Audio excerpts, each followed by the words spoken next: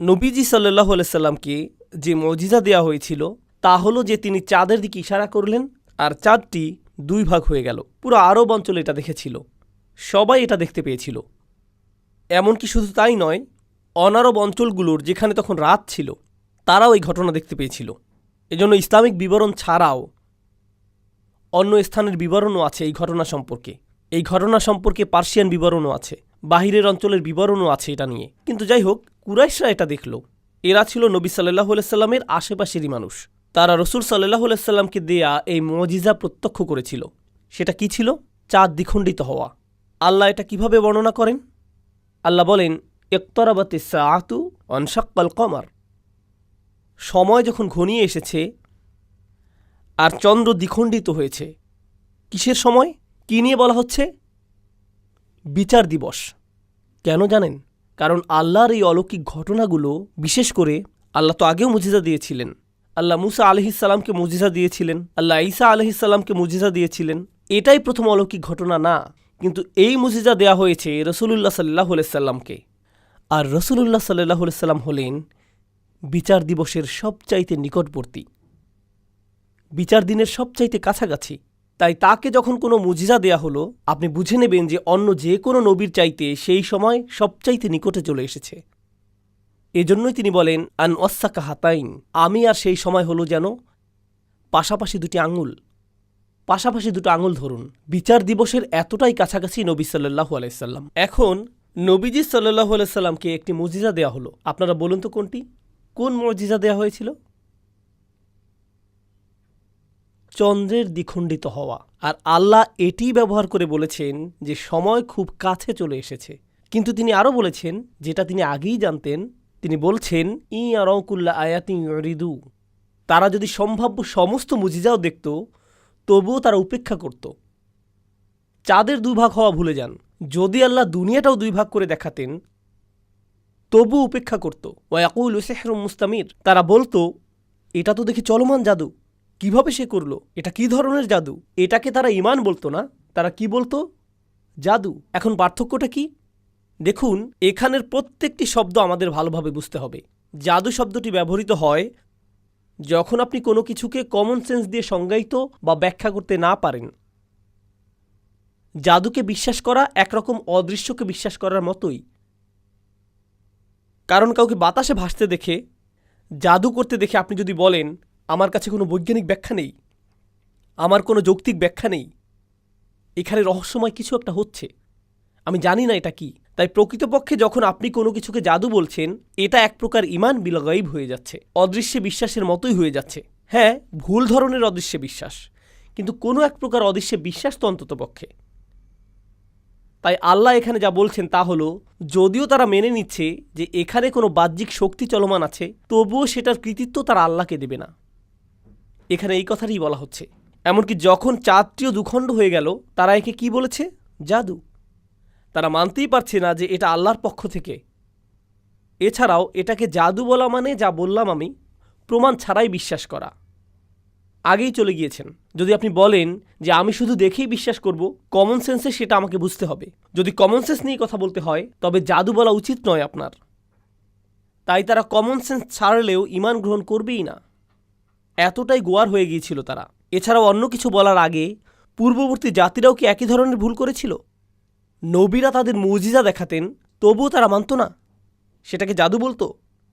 তারা তো এই ভুল বারবার বারবার বারবার করেছে। তো এটা তো পুরো বিশ্বের ইতিহাস, সমস্ত নবীদের ইতিহাস আলাইহিমুসসালাতু ওয়াসসালাম। এখন একই ভুলের পুনরাবৃত্তি কারা করছে? কুরাইশ। এখন এগুলো কোন সূরার শুরুতে আছে? সূরাতুল কমার। এটা কি নবী সাল্লাল্লাহু আলাইহি সাল্লামকে দিয়ে একমাত্র মুজিজা? নবী সাল্লাল্লাহু আলাইহি সাল্লামকে চন্দ্র বিদীর্ণকরণ দেয়া হয়েছিল, কিন্তু তাকে এর চাইতেও অনেক বড় কিছু দেয়া হয়েছিল। চন্দ্র বিদীর্ণকরণের চাইতে অনেক বেশি শক্তিশালী কিছু। কি সেটা? একদম ঠিক, কোরআন। সেটা কোরআন। তো দেখুন, নবীজি সাল্লাল্লাহু আলাইহি সাল্লামকে একাধিক মুজিজা দেয়া হয়েছে। ছোট একটি মুজিজা হলো চাঁদের দ্বিখণ্ডিত হয়ে যাওয়া। আর বড় মুজিজাটি কি? কোরআন। সূরাতুল কমার ছোট মুজিজা দিয়ে শুরু হয়, সূরাতুর রহমান শুরু হয় বড় মুজিজা দিয়ে। আর রহমান আল্লামাল কুরআন, বড় মুজিজা। এই দুটোর মধ্যে সম্পর্ক বুঝতে পারছেন আপনারা? এখন আরেকটি সম্পর্ক আছে। অন্য সম্পর্কটি হলো, যখন আল্লাহ কোনো মুজিজা দেন, খুব মনোযোগ দিয়ে শুনুন, এটা অনেক কিছুই বুঝতে পারবেন এটা থেকে। যখন আল্লাহ কোনো মুজিজা পাঠান আর মানুষ সেই মুজিজা অস্বীকার করে, তখন সেই জাতিকে শাস্তি দেয়া হয়। যখন আল্লাহ উটনীটি পাঠালেন সালিহ আলাইহিসসালামের জাতির প্রতি, আর তারা অস্বীকার করে বসল, তারা ধ্বংস হয়ে গেল। যখন আল্লাহ আজ্জাজাল্লাহ মূসা আলাইহিসসালামকে লাঠি আর 9টি নিদর্শন সহ পাঠালেন, আর ফেরাউনের জাতি সেগুলো অস্বীকার করে বসল, ফেরাউন আর তার জাতি ধ্বংস হয়ে গিয়েছিল। যখন আল্লাহ কোনো মুজিজা পাঠান, সেটাই হলো চূড়ান্ত সতর্কবার্তা। সেটা যদি অস্বীকার করেন, আপনি শেষ। খুব ভালো করে লক্ষ্য করুন, বার্তা আর মুজিজার মধ্যে কিন্তু একটা পার্থক্য আছে, দুটি ভিন্ন জিনিস।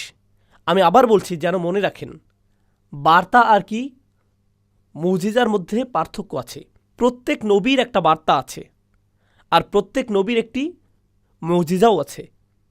নবী একটি বার্তা অনেক অনেক বছর যাবৎ দিতে পারেন, তিনি কোনো বার্তা অনেক বছর যাবৎ দিতে পারেন, কিন্তু আল্লাহ তাতে সেই জাতিকে ধ্বংস করে দেবেন না। কিন্তু যখন নবীকে কোনো মুজিজা দেয়া হয় আর জাতি বলে যে আমাদের কিছুই যায় আসে না, এটা জাদু, মিথ্যা জিনিস, তখন সেই জাতিকে কি ধ্বংস করা হয়। এখন আপনাদের একটি কঠিন প্রশ্ন করি, দেখুন উত্তর দিতে পারেন কি না। কোন নবীকে রসুল সাল্লাল্লাহু আলাইহি সাল্লামের আগে পাঠানো হয়েছিল? রাসূলুল্লাহর আগের শেষজন, রাসূলুল্লাহর সবচাইতে কাছের জন সাল্লাল্লাহু আলাইহি সাল্লাম কে ছিলেন? খুব ভালো, ঈসা আলাইহিস সালাম। ঈসা আলাইহিস সালামকে কি মুজিজা দেয়া হয়েছিল? হ্যাঁ, তাকে মুজিজা দেয়া হয়েছিল। তাকে নিয়ে শুধু একটি জিনিস বলি, তিনি তাকে বিশ্বাস করা অল্প কয়েকজন লোকের সাথে ছিলেন, আল হাওয়ারিয়ুন, অল্প কজন মানুষ। আর তারা বড় বিপদে আছে, কারণ বনু ইসরাইল তাদের বিরুদ্ধে মিথ্যা সাক্ষী দিয়েছে রোমান সাম্রাজ্যের কাছে, আর এখন তাদেরকে আসামি হিসেবে মনে করা হচ্ছে, এজন্য তাদেরকে হত্যা করা হবে। তো তারা ভয়ে আছেন। হাওয়ারিয়ুন, ঈসা আলাইহিস সালামের সাহাবা, তার সঙ্গীগণ ভয় পাচ্ছেন এখন। তো তারা তাকে বললেন, কারণ তারা তো ভয় পাচ্ছেন, তাকে বিশ্বাস করেন তারা, কিন্তু ভালো বোধ করার জন্য তাকে বললেন, আপনি কি আল্লাহর কাছে দোয়া করবেন যেন তিনি মাইদাতাম মিনাস সামা, অর্থাৎ তিনি যেন এক টেবিল খাদ্য পাঠান আসমান থেকে। বুঝতে পারছেন? আপনারা গল্পটি জানেন? আচ্ছা, বনি ইসরায়েলরা কি আগে কখনো মুজিজা দেখেছে? তারা আগেও মুজিজা দেখেছে, একবার নাকি অনেকবার? অনেকবার। তাতে কি কাজ হয়েছে? না। আর ইনি হলেন বনি ইসরায়েলের কাছে পাঠানো সর্বশেষ নবী, ঠিক? কারণ পরের নবী হলেন রাসূলুল্লাহ সাল্লাল্লাহু আলাইহি সাল্লাম, আর তিনি কি সমস্ত মানব জাতির কাছে প্রেরিত, আর ইনি বনি ইসরায়েলের প্রতি সর্বশেষ নবী। আর এই অল্প কয়েকজনই সত্যিকার অর্থে ঈসা আলাইহিস সালামকে বিশ্বাস করে। আর এখন তারা কি চাচ্ছেন? বার্তা নাকি মুজিজা? তারা মুজিজা চাচ্ছেন। ও হো হো হো হো হো হো। ঈসা আলাইহিস সালাম বললেন, ইত্তাকুল্লাহ, আল্লাহকে ভয় করো, তোমরা জানো না তোমরা কি চাচ্ছ। আর আল্লাহ আজ্জাজাল্লাহ উত্তর দিলেন, ইন্নী মুনাজ্জিলুহা আলাইকুম, তোমাদের তা পাঠাচ্ছি, আমি তোমাদেরকে এটা পাঠাচ্ছি, কিন্তু যদি এর পরে তোমরা অবিশ্বাস করো,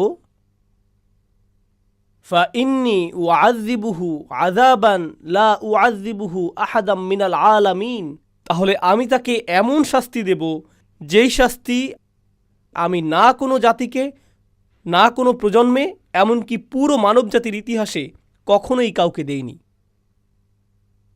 পুরো কোরআনে আযাব সম্পর্কে এই আয়াতের চাইতে রাগান্বিত আর কোনো আয়াত কোথাও নেই। শাস্তি নিয়ে এই আয়াতের চাইতে বড় কোনো আয়াতই নেই। কেন আল্লাহ এত রেগে গেলেন? কারণ আল্লাহ খুবই রাগ করেন যখন আপনি মুজিজা অস্বীকার করেন। এটা যেন তেন কোনো মুজিজা নয়। বনি ইসরায়েলকে অনেক অনেক মুজিজা দেওয়া হয়েছিল, তাই তাদের তো দায়িত্ববোধ বেশি থাকার কথা। এজন্যই এই আয়াত এসেছিল। এটা কিন্তু খুবই ভয়ানক অপরাধ হয়ে যাবে। আচ্ছা, এখন চলুন ফিরে আসি রসুলুল্লাহ সাল্লাল্লাহু আলাইহি সাল্লামের কাছে। তাছাড়া আবার বলি, রসুলুল্লাহ সাল্লাল্লাহু আলাইহি সাল্লাম দুইটি মুজিজা পেলেন। মুজিজা দুটি কি ছিল? একটা ছোট আর একটা বড়। ছোটটা কি? চাঁদ। খুব ভালো। বড়টা কি ছিল? কোরআন। কিন্তু এখানে পার্থক্য আছে। আসুন কোরআন নিয়ে কথা বলি, কারণ এটিই হলো নবী সাল্লাল্লাহু আলাইহি সাল্লামের প্রধান মুজিজা, কোরআন। আপনারা কি অন্যান্য নবীদের কিছু মুজিজার নাম বলতে পারেন? পূর্ববর্তী নবীদের কোনো মুজিজা আপনাদের মনে আছে? মুসা আলাইহিস সালামের ব্যাপারে তাকে কি দেয়া হয়েছিল? তিনি লাঠি পেয়েছিলেন, যেটা কি সাপ হয়ে যেত। আচ্ছা, ঈসা আলাইহিস সালাম কি পেয়েছিলেন? আল্লাহর অনুমতিক্রমে সুস্থ করে দেয়া। কাদা নিয়ে পাখির মূর্তি বানিয়ে তাতে ফু দিলে আল্লাহর ইচ্ছায় তা জীবিত পাখি হয়ে যেত। এগুলো হলো ঈসা আলাইহিস সালামকে দেয়া মুজিজার কিছু উদাহরণ। এগুলো ভালো উদাহরণ, কিন্তু আপনাদেরকে বলি, তখন যদি আমাদের ভিডিও ক্যামেরা থাকতো, যদি আমাদের থাকতো সেগুলো, তাহলে এইসব মুজিজা ইউটিউবে পেতাম, তাই না? আর যদি আসলেই ভিডিও ক্যামেরা থাকতো, তাহলে আমরা এখন মুজিজাগুলো দেখতে পেতাম। কিন্তু আমাদের কি তখন ক্যামেরা ছিল? না। তাই আমরা এসব মুজিজা আর দেখি না। আমরা শুধু সেগুলো শুনি। এখন আমাকে বলুন তো, চোখে মুজিজা দেখা আর মুজিজা সম্পর্কে শোনা, এই দুইটি কি এক? কেউ যদি কোনো লাঠিকে দেখে সাপ হয়ে গেছে, এরপর তারা বুড়ো হবার পর তাদের নাতি নাতনিদের বলছে, জানো, আমরা একটি লাঠি দেখেছিলাম, সাপ হয়ে গিয়েছিল। সেই বাচ্চাগুলো বলবে, দাদা তুমি সেই একই গল্প আমাকে 50 বার বলেছ, অন্য কোনো গল্প বলো। যে এটা দেখেছিল চমকে গিয়েছিল, কিন্তু যে শুনেছে সেটা সে বিশ্বাস করেছে, কিন্তু সে কি হয়নি? কেন জানেন? কারণ যারা দেখেছিল তাদের কাছে অলৌকিক ছিল, আর যারা এটা শুনেছে তাদের কাছে সেটা শুধুই একটা বার্তা। মনে আছে আপনাদেরকে দুইটি জিনিস বলেছিলাম, বার্তা আর অন্যটি হলো অলৌকিকতা। যেসব মানুষ পরে এসেছে তাদের কাছে এটা আর অলৌকিক নয়। আর বার্তার বিষয় হলো আপনাকে শুধু বিশ্বাস করতে হবে। আর অলৌকিকের ক্ষেত্রে যেই তা দেখবে তাকে বলতেই হবে, কি ঈমান না আনলেও তাদেরকে বলতে হবে জাদু। তাদের কোনো অবাক করা কিছু বলতেই হবে। কিন্তু বার্তার ব্যাপারে আপনি বিশ্বাস করতেও পারেন, আবার নাও করতে পারেন। তো নবীজি সাল্লাল্লাহু আলাইহি সাল্লামের সমস্ত মুজিজার ক্ষেত্রে সেগুলো চোখে দেখতে হতো, চোখে দেখা লেগেছে। আর যেসব মানুষ এসব মুজিজা দেখতে পেরেছে তারা হলো যারা তখন বেঁচে ছিল। এমনকি তাদের নিজেদের সন্তানদের বেলায়ও এগুলো মুজিজা ছিল না, এগুলো শুধুই কি ছিল? বার্তা। পার্থক্যটা বুঝতে পারছেন? কোন মুজিজাটি সবচাইতে বড় মুজিজা? সবচাইতে বড় কোরআন। কোরআন কি দেখা যায়? কোরআন দেখা যায়?